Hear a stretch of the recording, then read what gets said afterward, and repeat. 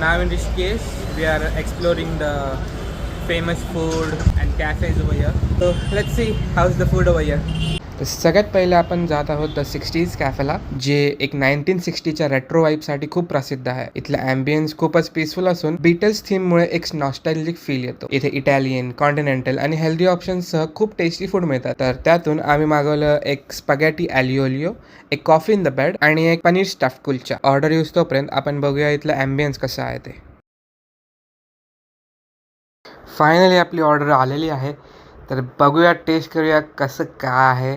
सगळ्यात पहिले मी घेतो कॉफीचं सेप आणि आईशपथ, पूर्ण ऋषिकेशमध्ये अशी कॉफी तुम्हाला कुठंच नाही सापडणार. अक्षरशः मी 5 दिवस इथे थांबलो आणि 5 दिवस मी 5 कॉफी पिलेलो इथली. यानंतर आपण ट्राय करूया यांचा पनीर कुलचा, जे की मला इतकं खास नाही वाटलं. ओकेश पण नव्हतं, बिलो द ॲव्हरेज होतं, बट ठीक आहे.